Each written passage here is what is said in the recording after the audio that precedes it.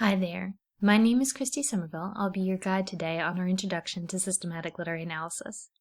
Now, the way we're going to approach this session is that I'm going to begin with a little bit of personal backstory so that you understand where we're coming from. From there, I'm going to mention a few questions that I've gotten over the years from different teachers regarding systematic literary analysis. Questions like, is it valuable or is it too difficult? Things like that. Unfortunately, we're going to need to leave those questions dangling once we've raised them because we don't yet have enough information to answer them well. From there, we're going to move on to a definition of systematic literary analysis, which I hope will be useful to you. And then we're going to spend the bulk of our time unpacking one of Jesus' parables using the systematic literary analysis method. Once we're finished with that, I really hope that we'll have enough information to circle back around to those questions that we raised at the beginning and give good answers. So that's the plan for this session. I'd like to open with a word of prayer, and then we're going to jump right in.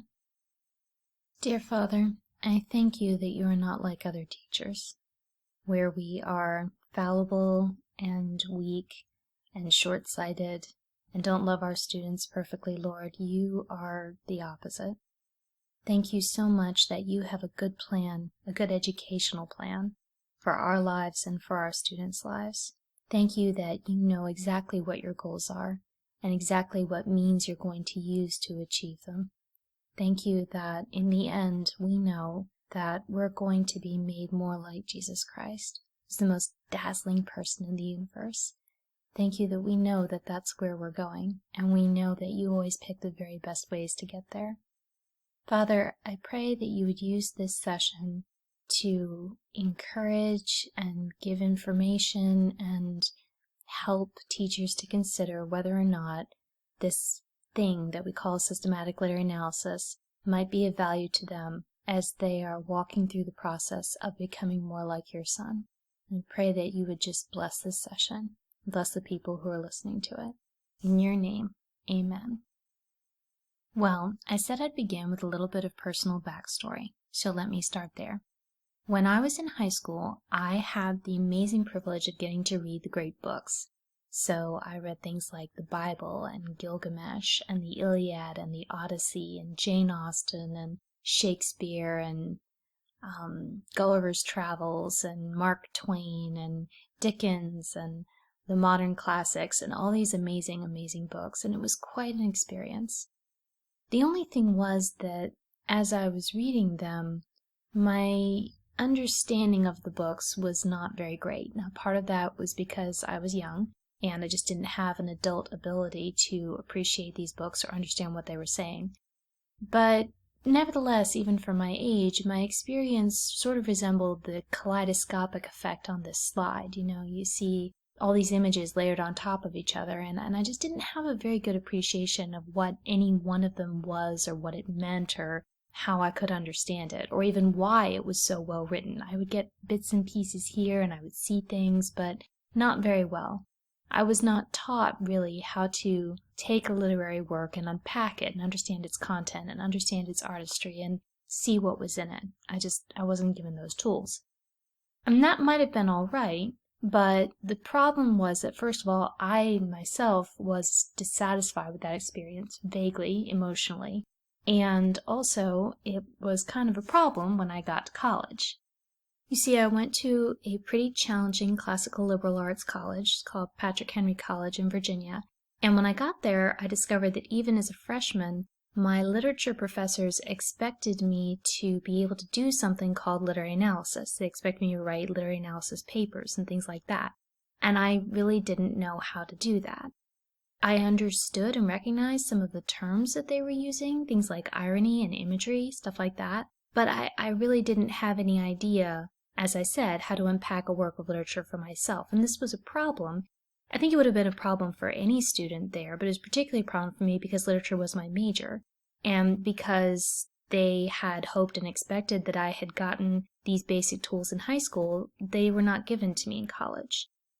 Now, I think my experience could be a little bit unusual. I think that in some colleges, there are remedial classes available to help you understand better what you might have missed in high school. But in my college, it was kind of sink or swim as far as literary analysis went. And that was fine. And the result, though, was that I didn't really ever learn how to unpack a book for myself, and I sort of floundered my way through, and that was difficult. So I recently had the opportunity to sit down. Now, please understand, I graduated, 8 years ago. So I recently had the opportunity to sit down with my former professor, who's the chair of my English department at my alma mater, and I asked him why this happened, or, his thoughts on this. And he said that, in his opinion, the thing is that college professors really hope and even expect that high school students are learning these things in high school. And I said, oh, well, that's kind of interesting because I've been in the homeschool education field for the last 8 years. And one of the most common questions I get from parents is this question of, well, isn't this systematic literary analysis thing, isn't this really something that students should be doing in college? And my professor said, no, well, from our perspective, we really hope that students are getting it in high school. And I realized at that moment that there is a disconnect going on here, as you can see. So I asked him, well, do you think high school students are capable of it? I had my own opinion on the subject, but I asked him. And he said, oh, yes, I think that, your average high school student is definitely capable of these things. And I said, okay. And I believed him because he has many children himself and has also taught both high school and literature in different places around the world, and obviously he teaches at the college level too, so I figured he knew what he was talking about. So I took that interesting disconnect that I observed between what college professors expect and what parents expect of college, and I thought, I should probably mention that to the teachers I know and see what they think. So that's a just buy your way on that one. But of course, this was not the only question that parent teachers were asking, nor the only legitimate question they were asking. I was also getting the question, will my kids be able to do systematic literary analysis at their age in high school? Another question that I got that I thought was very legitimate was the question of whether or not systematic literary analysis was too dry and technical, whether it would kill a student's enjoyment in reading. I thought that was a very legitimate question. And then, of course, perhaps the most legitimate question of all is when a parent-teacher asks me, well, with everything else that I've got on my plate, how am I supposed to learn a whole system of analysis well enough to teach it to them? That's a very legitimate question. So these are some of the questions that I got, and I've already framed for you the disconnect between my professor's opinion and the parent's question, where parents think that there's something that should be for college, and college professors think that the same thing is something that students ideally should be getting in high school, and that's a disconnect. But we're going to have to leave that and these other questions dangling for a few minutes while we move on to consider what systematic literary analysis actually is, so that hopefully we will be able to then come back around and answer these questions. So let's talk about what it actually is. Systematic literary analysis, this is a somewhat long definition with important pieces, so I'll unpack it a little bit. It says making appropriate use of all available means in order to better understand, evaluate, and enjoy, or at least appreciate, both the parts and the whole of a work of literature. Now, appropriate use means that we're not coming to a book driven by an agenda, looking to make that book fit our preconceived notions of what we want it to say. And I think we all instinctively know what we mean by this. None of us like to have our thoughts or ideas taken and used by someone else to further their own ends, regardless of what we really meant. All right, so we wouldn't want someone else to take the Bible and use it as support for a position of theirs that we don't think the Bible even says that. Similarly, you always want, I think it's always appropriate, to come to any author with a genuine, humble, charitable desire to understand what they themselves are saying, rather than simply using them to support your position.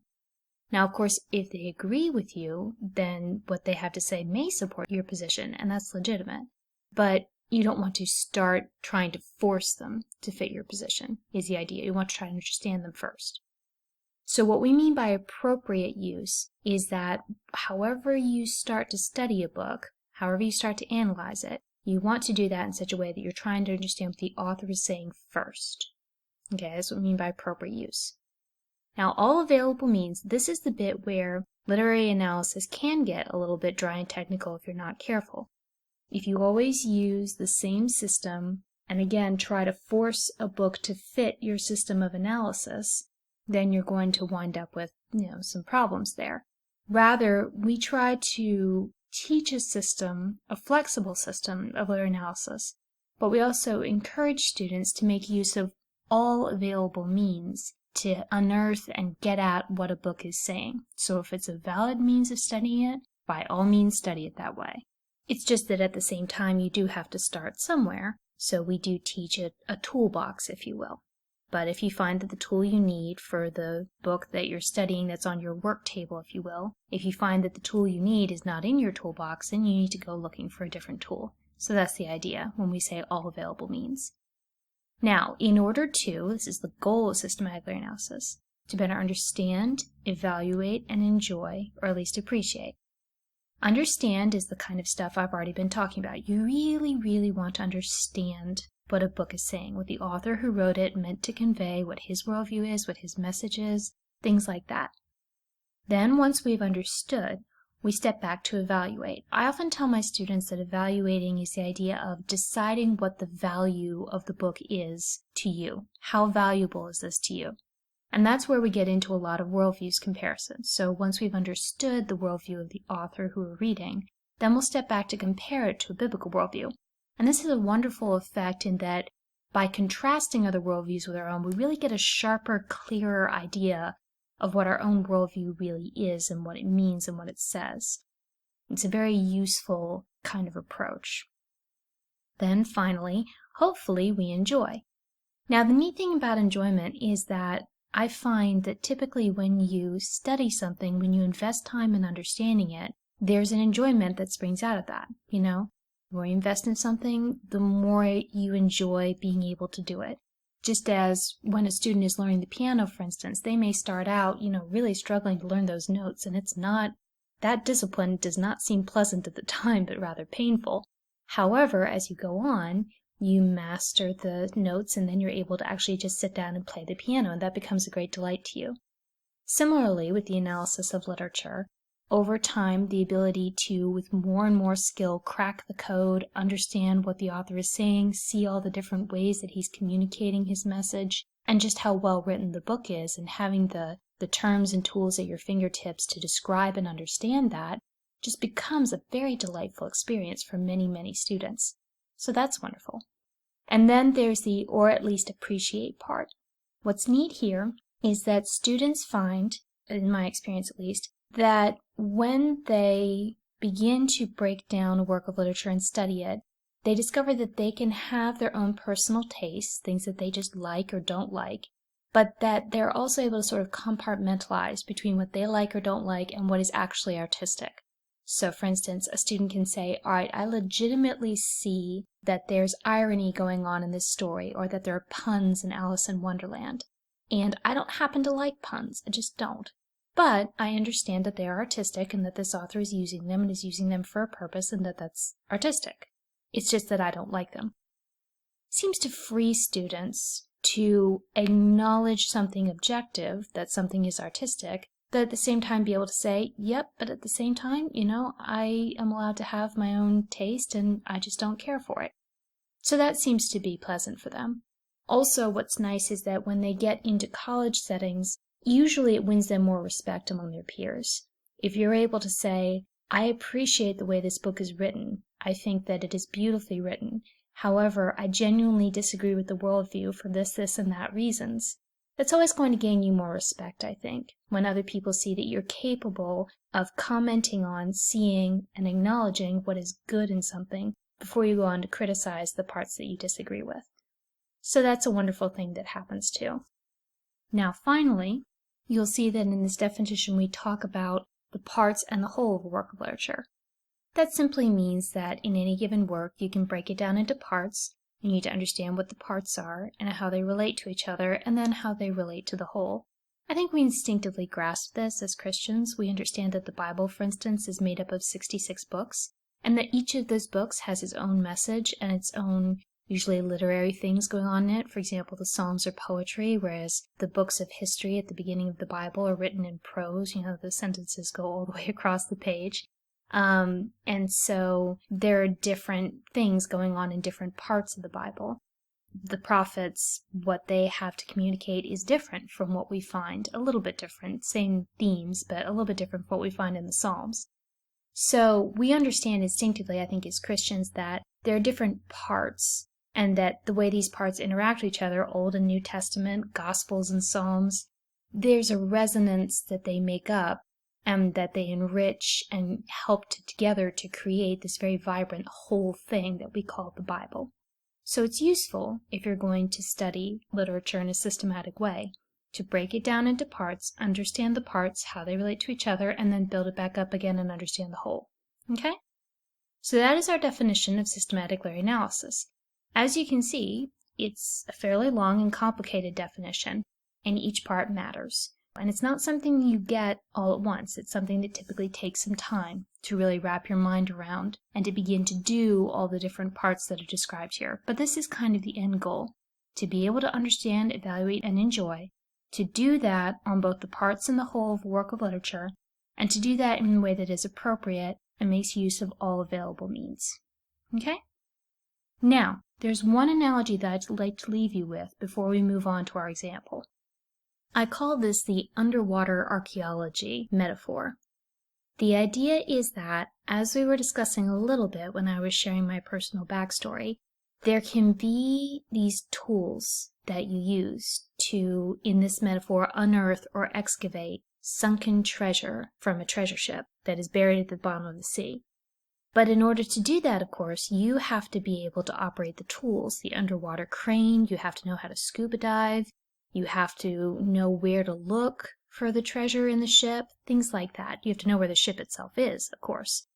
And so one of the goals of this literary analysis definition that we've just been discussing, what you get out of this, is the ability to, even as a high school student, go down into the ship yourself and bring out treasures. I think that one of the problems with many different programs of study for literature for students who are not yet in college is that while many of them, I think, do give you some acquaintance with basic analysis tools, things like just the idea that there is irony, or the idea of imagery, or the idea of plot and character and setting, I think that where some of them fall down is that the effect is rather that of you as a student standing on the beach, watching your teacher, who's a real archaeological expert, go down and make the dive and bring back treasures and show them to you. That's good. The problem is, of course, that you are not actually learning how to operate the tools yourself. You're not getting enough practice to become that skilled archaeologist who can go down and bring up treasures for yourself. Or to return to our idea of the piano, you're not actually becoming a skilled piano player. Or in my final, and this is becoming one of my favorite analogies, it's sort of like cooking. If you have your children in the kitchen with you all the time while you're preparing dinner, you may think that you're teaching them to cook. But then they grow up and things happen and they turn around twice and they say, "Hey, Mom, I don't actually know how to cook." And you say, "Honey, you were right there in the kitchen with me all the time. Didn't you learn?" And they say, "Well, not really, because I never really did it myself." So that, I think, is where some programs just don't give the students enough practice. And one thing that we really want to do is we want to teach them, give them the opportunity, give them the time to try and fail and try again and get a little bit better over the course of years if necessary. And by the way, it usually does take a couple of years, so there needs to be patience involved in this process, both for yourself and for them, not expecting mastery all at once. But just the idea that over time, usually over the course of 2 to 4 years, they get to the point where they themselves are able to go down into that sunken ship and bring out treasure. And that is the goal. That someday, if they go to college, or even if they don't go to college, that they will be able to open up any book and begin to unpack and understand it for themselves, even if there's no teacher standing there to help them. Okay, now, having considered some of these things, let's turn to look at our example so you can see how this method of systematic literary analysis is meant to get us to that point where the student is able to unpack a story for himself. We're going to take as our example Jesus' parable of the Pharisee and the tax collector. And by the way, I just want to pause and say here, this is kind of an open secret, but probably the single biggest reason why I love and value systematic literary analysis is because it allows me to understand the Bible better. That is always the top value that I describe to my students when they ask me, what is this all worth or what is it going to get us? Now, it's not the case that you cannot understand the Bible without systematic literary analysis because, fortunately, and I'm really grateful for this, you don't have to be a really smart person with a really amazing education in order to understand and love and live out the gospel. I'm grateful that God made it that way. But at the same time, as long as I'm here on earth, I want to always be getting deeper and deeper into the Bible because it is the most beautiful book, and it's the most meaningful book, and it's the only book that really, well, frankly, it's perfect. You ever thought about that before? It is literally the only thing in this world that is flawless, and it's also incredibly beautiful in the way that it's written. And so, systematic literary analysis just helps me to understand it better and love it more. And that's something that I want to be increasing in my whole life. So I'm really grateful for systematic literary analysis in that way. And I hope you'll see through this example how these tools can help us to hopefully get a little bit more out of a story that is already even familiar to us, as I'm sure this one is. So let's go to the story. I'm going to read it aloud to you first, and then we'll start to talk about how we can unpack it. So Jesus himself introduces this story, and it goes like this. He, Jesus, also told this parable to some who trusted in themselves that they were righteous and treated others with contempt. 2 men went up into the temple to pray, one a Pharisee and the other a tax collector. The Pharisee, standing by himself, prayed thus, God, I thank you that I am not like other men, extortioners, unjust, adulterers, or even like this tax collector. I fast twice a week. I give tithes of all that I get. But the tax collector, standing far off, would not even lift up his eyes to heaven, but beat his breast, saying, God, be merciful to me, a sinner. I tell you, this man went down to his house justified rather than the other. Everyone who exalts himself will be humbled, but the one who humbles himself will be exalted. Okay, so that's the story. Now, in systematic literary analysis, as you might imagine, there's a system. What a shock. The system is similar to a grid that archaeologists use when they're excavating a new site. They lay down a grid over the site so that they can remember and identify what they found in each square and sort of keep them separated enough that they can see how they relate to each other. So if you find a bit of pot in square A, then you know, okay, that pot shard was there, and then I found this over here in square B, and because that one was in square A and that one was in square B, I wonder if they might relate to each other like this. So it helps them to keep track and keep organized as they're excavating an archaeological site, because of course you only get to excavate it once. After that, the site is disturbed. So they use these grids. That's a good analogy for what we do. We use different categories, like the ones you see listed here, framework, setting, plot, etc., in order to begin to excavate what's in a story. Now again, we have to use these flexibly, and we don't want to force the story to fit them. But these are fairly widespread terms, and they are also generally just pretty useful. So I'm going to go through and I'm going to explain each of them, and I'm going to apply them to this story of the Pharisee and tax collector. Okay? So let's begin with the first one, which is frameworks.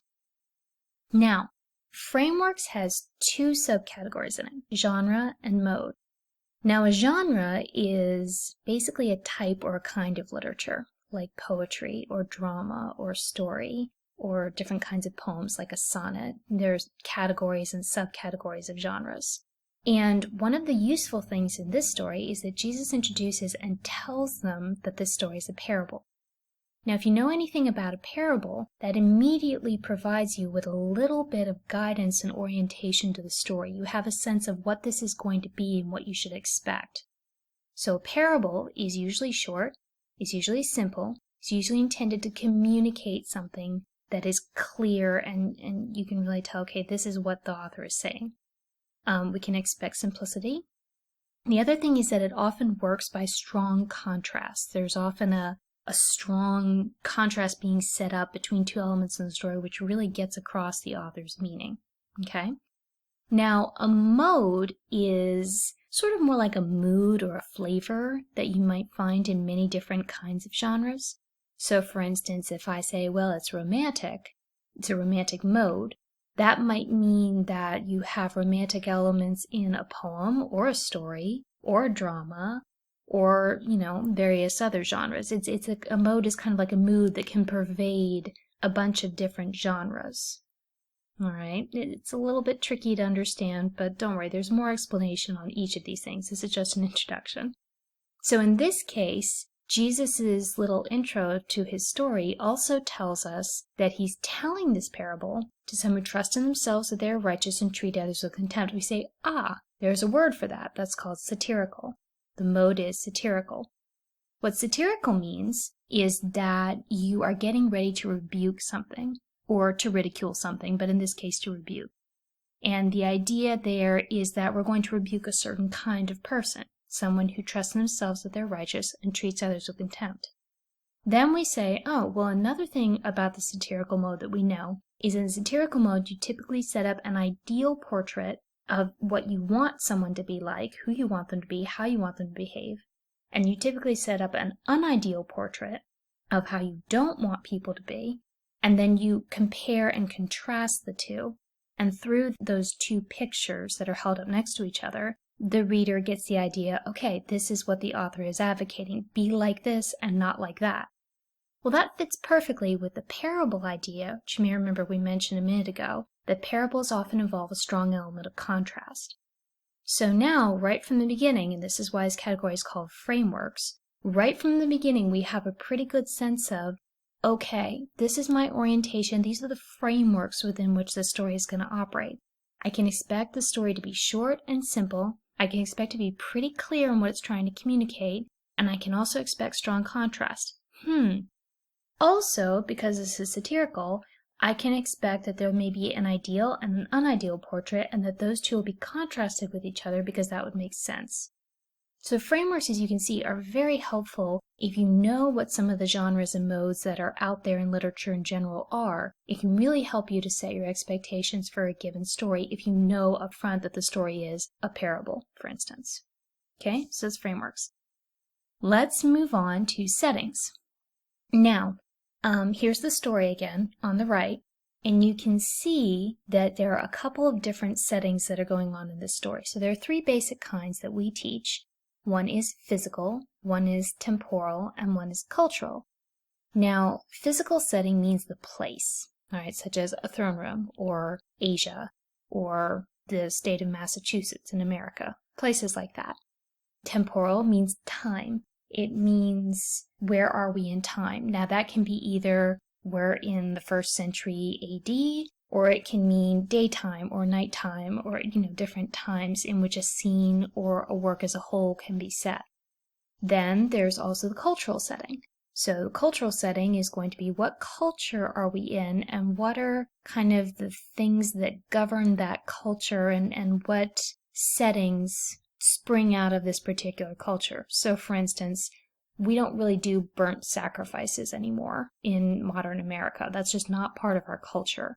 But it is part of most ancient cultures. So that would be a difference of cultural setting. And you might have a scene involving a burnt offering that will only really make sense to you if you've understood the cultural setting. Okay? Things like that. So let's look at the settings that we have in this parable. Physical settings, we have the temple. We also have the fact that the Pharisee is standing by himself and that the tax collector is standing far off. These are all physical, where people are kinds of things. Then, temporally, of course, we also know that it is, as we said, the 1st century AD, Jesus' time. And we know, but it's probably daytime, probably. And then there's cultural settings. Now, culturally, as you may or may not be aware, Pharisees are respected members of the Jewish community. They're a little bit like pastors. They're usually well taught in theology, and they have respect from other people, and they're teachers, basically. They're teachers of God's law. And so they have that sort of authority and respect and high moral standing is the way they're viewed in this culture. Now, tax collectors are pretty much the opposite. They are seen as sellouts to the Roman government. Okay, the people who were willing to collect taxes from their own brothers, the Jews. And so, as traitors, you can imagine, they would not have been held in very high standing. So everybody despises tax collectors, culturally. So these are some of the settings that we find in this story. Now, one thing about where they stand, here we see a little bit of overlap between physical settings and cultural settings. Pharisee is standing by himself, which is interesting. Typically, I believe, when Jewish men gather to pray, they stand sort of in a group. So the fact that the Pharisee is standing by himself may indicate already early on that he's got some kind of a sense of pride or being set apart from other people or something, maybe trying to show off, not sure, but that could be a meaningful note that he's standing by himself. Also, the tax collector standing far off, this is an indication of not feeling part of the community, of not feeling like you can be close to God, standing far off, far outside of the boundaries, if you will. So this is already, we see some interesting stuff going on with settings. Also, already, right off the bat, you see the beginnings of some contrast. So the Pharisee presumably is standing in the inner court, and the tax collector is standing far off. And so there's some contrast going on immediately in their cultural standing and in where they're standing physically. Now, the next thing that we're going to look at is texture. Texture, again, has to do with the style, the sentence by sentence, the way the story looks in its paragraphs, things like that. So in this story, again, here it is off to the right, you can see that the Pharisee's prayer is long. It's made up of multiple clauses, they're called, so bits that are set off by commas or other punctuation. And it is just, there's no indication in it of what he's doing while he's praying, just the prayer. His prayer is also full of statements only. There's no request involved in here. I do this, I do that, I am this, I give that. There's a lot of I in there, okay? So it's full of statements, it's full of I statements, and there's no request, all right?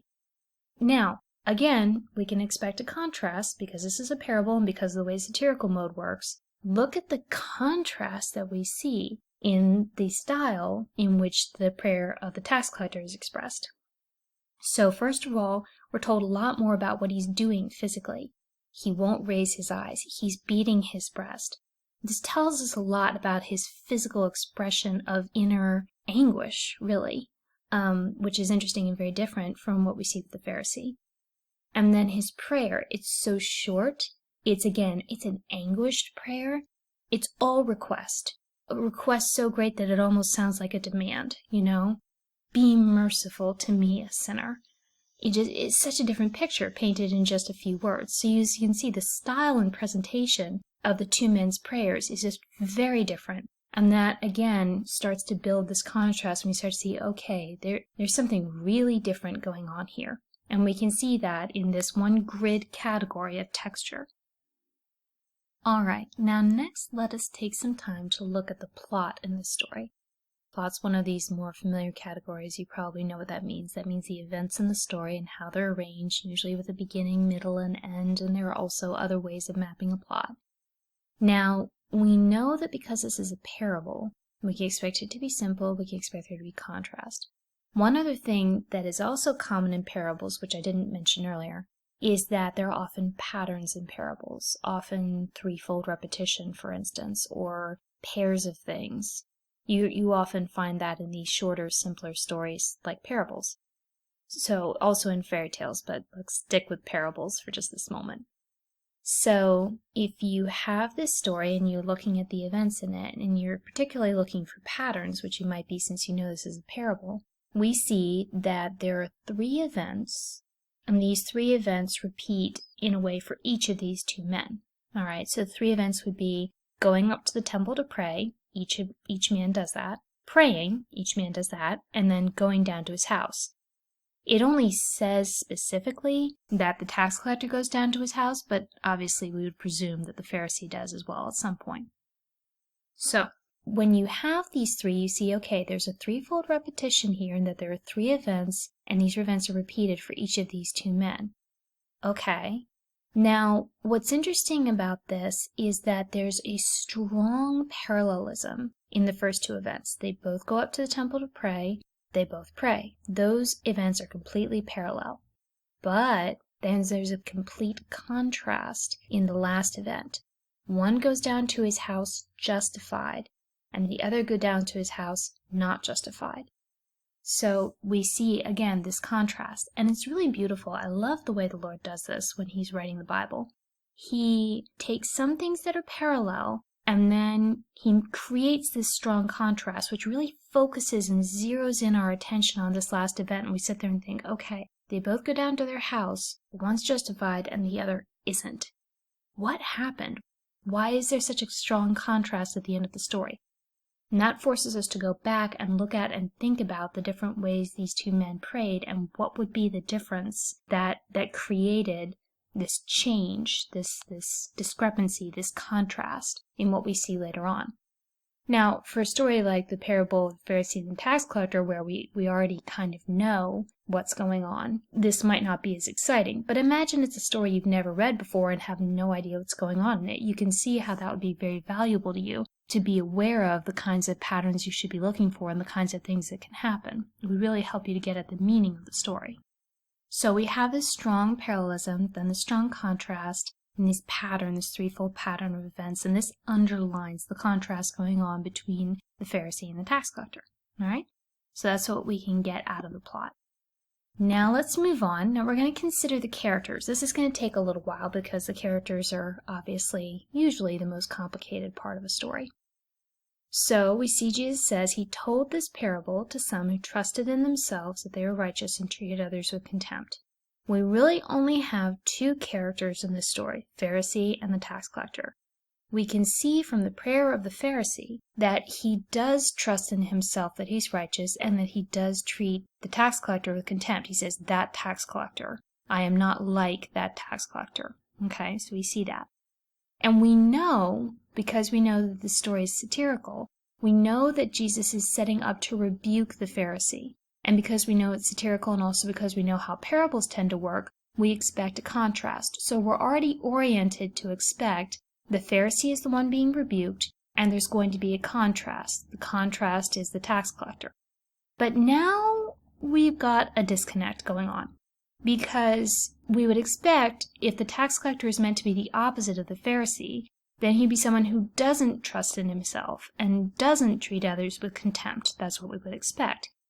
But here's the problem. Going back to those cultural settings, weren't tax collectors like the traitors, the sellouts to Rome? Didn't they have contempt for God's people? Weren't they trusting in themselves, i.e. fleecing their own people for money and not really caring whether or not God minded, and trusting in themselves for their own happiness or life or something? I mean, why in the world would a tax collector be held up as a good contrast to a Pharisee? It's just really counterintuitive here. So what's interesting, and this is where there's sort of a historical context alert, the historical context matters, is that if the Jewish tax collectors were considered traitors, then here, however, the Pharisees' contempt toward the tax collector is highlighted. Now, suddenly we've got irony. Irony is when you have something that's the opposite of what would be expected or what would seem suitable. Tax collectors, not Pharisees, who are supposed to have contempt for God's people and God. But the story reveals that there can be more contempt in a Pharisee's heart than in the soul of a tax collector. Why would Jesus set this up this way? Well, maybe to help drive home the point that it's really about what's going on in your heart.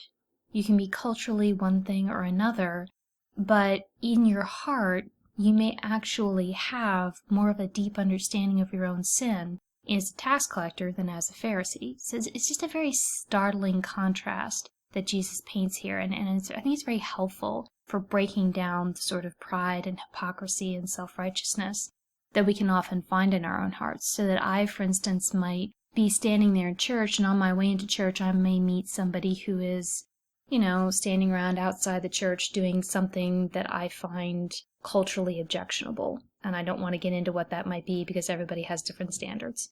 But just imagine someone standing outside the church doing something that you find objectionable. It's always very humbling for me to realize that if I go into that church and stand there and say, Lord, thank you that I am not like that guy or woman out there who's doing that, then in my heart, I'm the one who Jesus views as being contemptuous and trusting in my own righteousness. And for all I know, that person standing out there outside the church may be longing to come in, but thinking that no one inside would accept them and that they cannot draw near to God because they're too much of a sinner. And that's heartbreaking. But it's also just really helpful to realize, So I really appreciate the way that Jesus does set up this contrast, and using these literary tools to see that really helps me to apply that to my own heart and my own life. All right, so we're still in the category of characters. We're going to come out of this historical context layer and come back into characters. Now, when we're studying characters, we use a couple of different categories within this grid square of characters. We use nature, and under nature we have a person's traits, so maybe things they're good at or not good at, talents, physical appearance, things like that. Their thoughts and feelings, what they want, what they're afraid of, stuff like that. Their motives. Responses, these can be attitudes, not actions. So, for example, the Pharisee's response to seeing the tax collector is one of contempt. He doesn't do anything to the tax collector, but his attitude toward him is contemptuous. And then there are archetypes. These are things like if you're a priest, or if you're a tax collector, or if you're a magician, or if you're a father, or if you're the young man who is coming of age, or the beautiful maiden, things like that, the sort of types of characters that show up often in literature. All right? Now remember, we're on one of 5 different subcategories within characters here. So there's nature, that's one subcategory. Another subcategory is circumstances. And I'm just going to describe these as, they can be any kind of circumstances, but the kinds of things that we generally look for. Physical, economical, relational, racial, geographical, all these are things that are going to affect a character. So if they're lame, for instance, or if they're poor or rich, or if they have a good relationship with their parents or if they don't, or if they're black or white or Chinese or, any other color skin, that may affect how they think or believe or feel. And then geographical, where you are in the world, may affect. You may have a much higher conscious value for water if you lived all your life in the desert, for instance. Okay, so these are all circumstances. When we're studying characters, we think about their nature, traits, thoughts, feelings, response archetypes. We also think about their circumstances, which plays into their nature and vice versa. Okay, that's the second of our 5 categories. The third category is beliefs. Reality, morality, and values are the 3 that we tend to highlight. What's real or not, what's right or wrong, what's valuable or not valuable. These are the kind of beliefs that we would tend to look at in characters and see how they feel about these things. Then our 4th category is going to be actions and experiment living.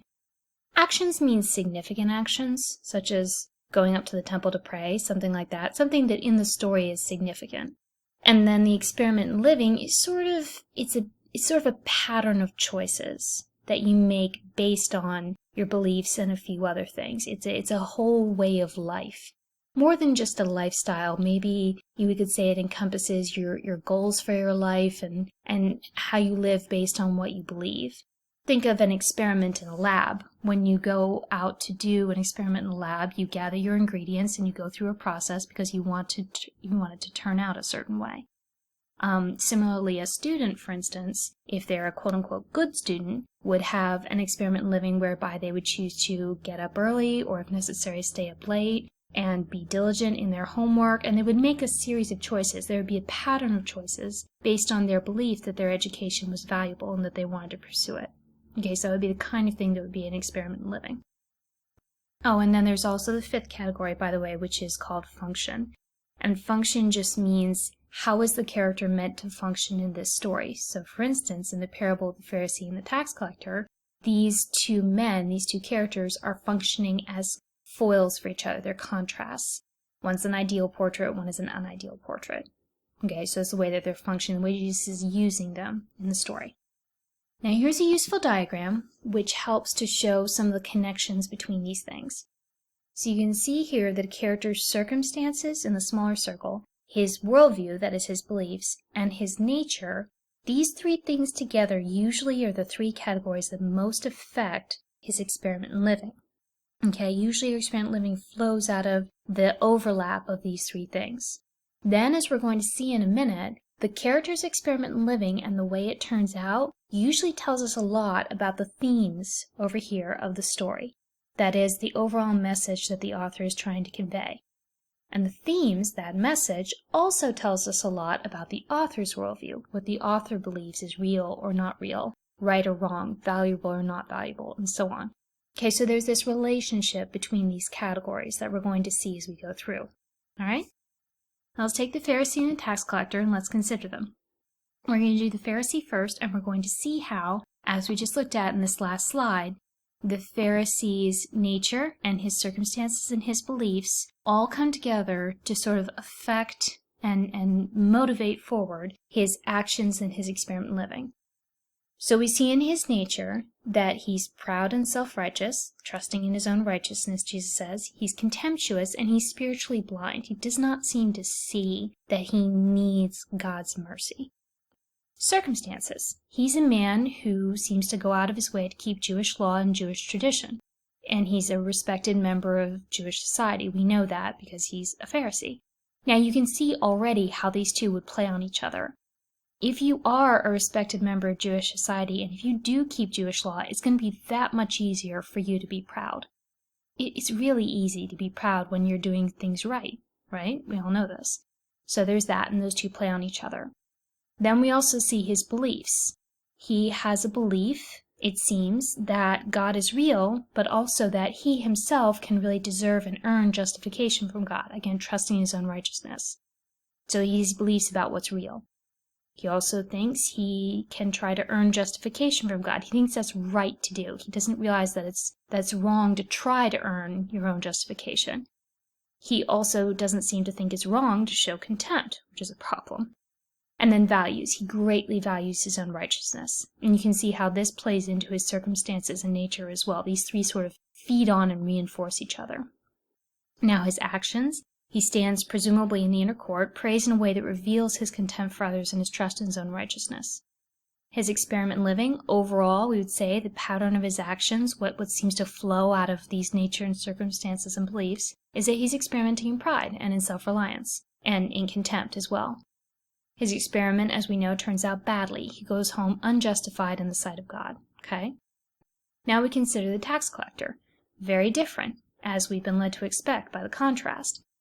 We can conclude, based on his actions and his prayer, that he's humble, and he's aware of his own sinfulness. As Jesus says at the end, whoever exalts himself will be humbled, but the one who humbles himself will be exalted. So we know from the clues Jesus gives us, this man is a humble man.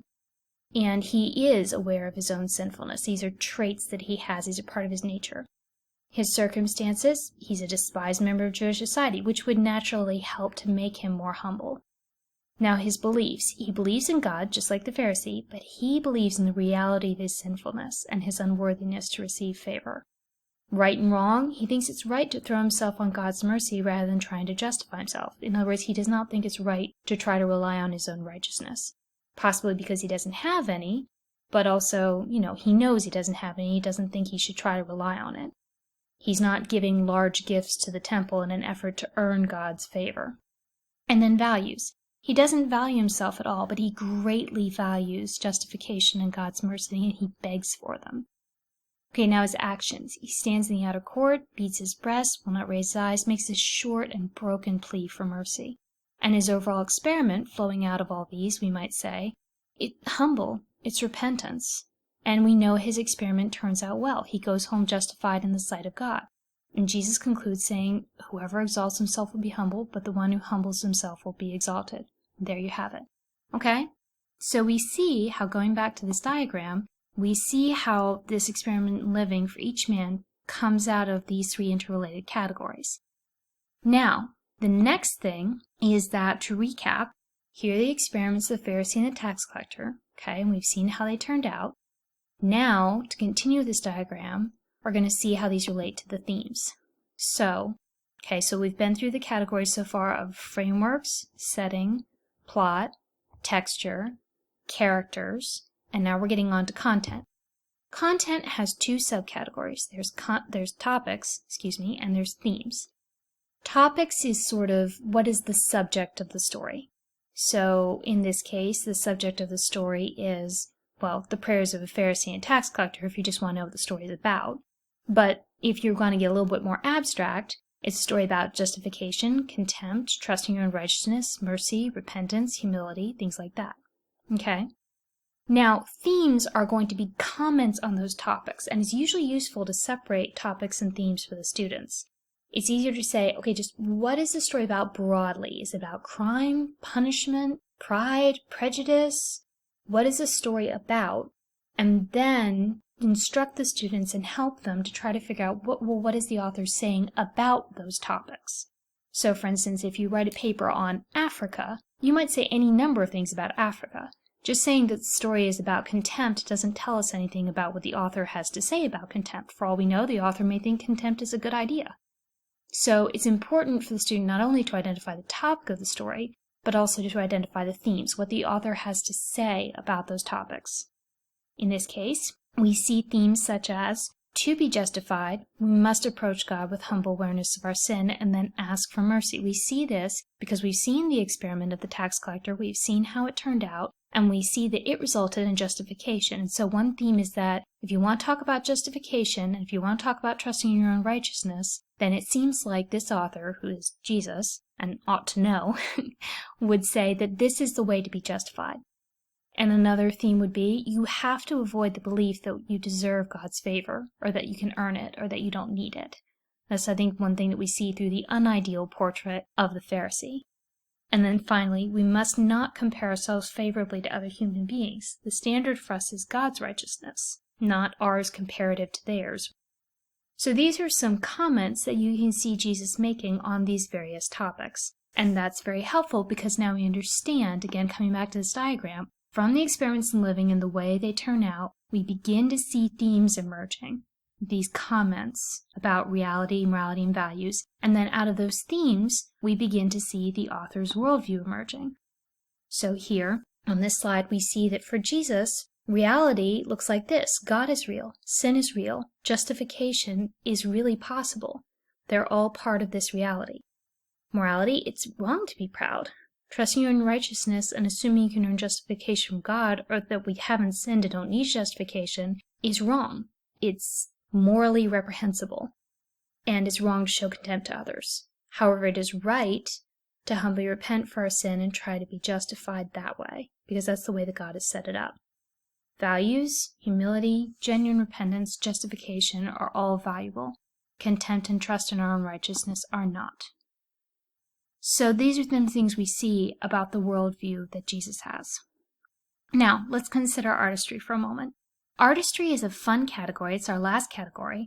And it has these different elements that I mentioned to you, contrast and parallelism and unity and stuff like that. Well, this story, as we've been seeing all along, has strong contrast, strong irony. The tax collector winds up justified, which is the opposite of what you would expect or think would be appropriate. But ironically, it really, in the end, turns out to be what is appropriate because this is what God values. He values humility.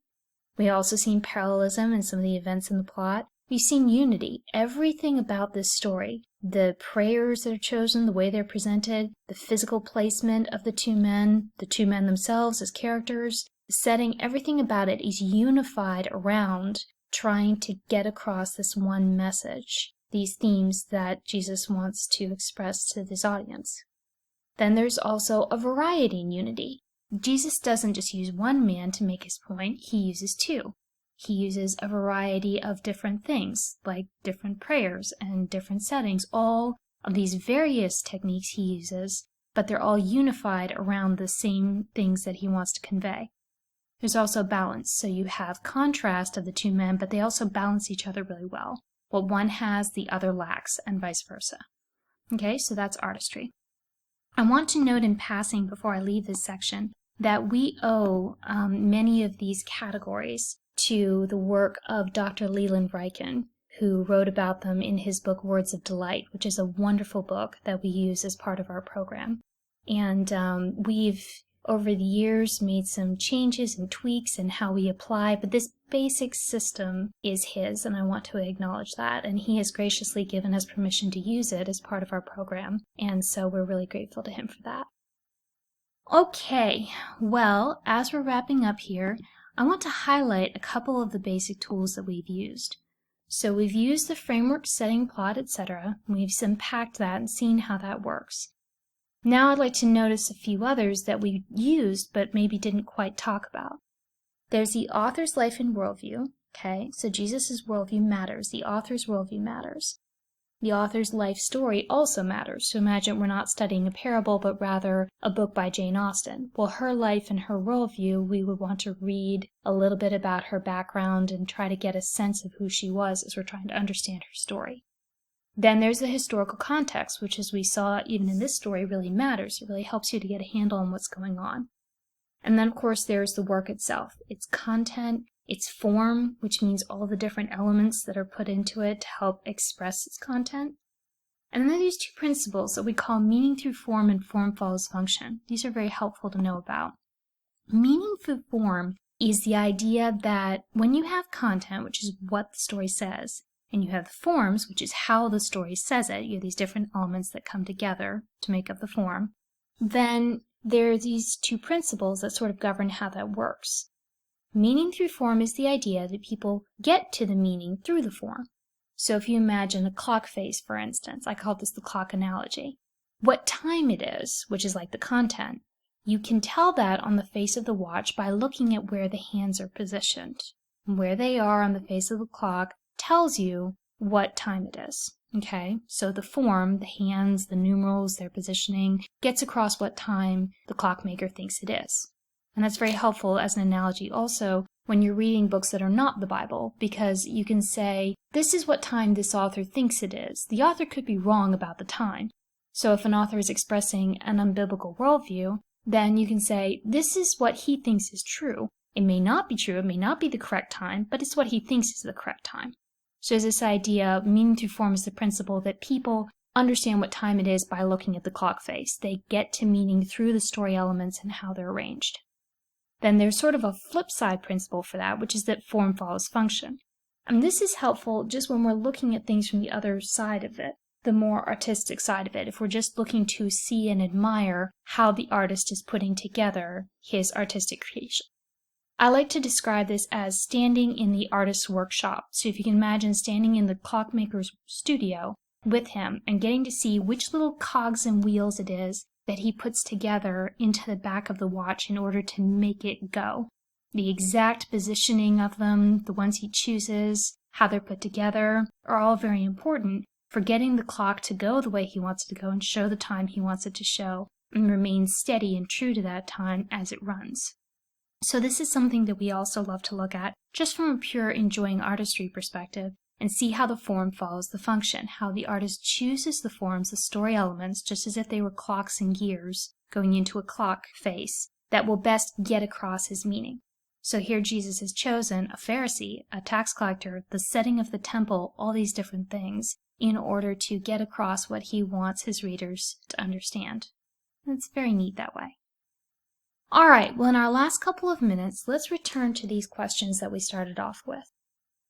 Isn't systematic literary analysis something for college? Well, according to my professor, the answer to that is no, not really.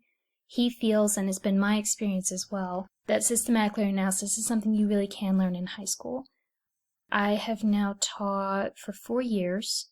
I've taught students aged 12 to 18. And really, the vast majority of them, I'd say 80-90%, have really truly been able to get better at systematic literary analysis. So I really don't think, based on the evidence that I have at least, that it's something that's just for college. Now you ask, will my kids be able to do it at their age? I think in most cases, yes. Assuming there aren't any learning disabilities or anything in the case, or even if there are, there can still be progress made. I really haven't found that if kids are in that, especially the 14 to 18, 15 to 18, maybe even most of all the 16 to 18 range, that they really are capable of it. Now, the question about systematic literary analysis seeming dry and technical, not usually is the answer. And also, it may actually give them enjoyment. So I myself was one of those literarily gifted kids who felt a certain sense of loss when I had all these literary tools and they sort of became second nature, and then I couldn't just sit down and just read a story. I always had the tools kind of playing in the back of my mind. And yeah, you do lose a little something, I think, when you have that experience. If you're gifted, if you love to just read the story. But I would argue that what you gain is a lot more than what you lose. I really would. Because what you gain is the ability to have a language for talking about what it is that you love in a story.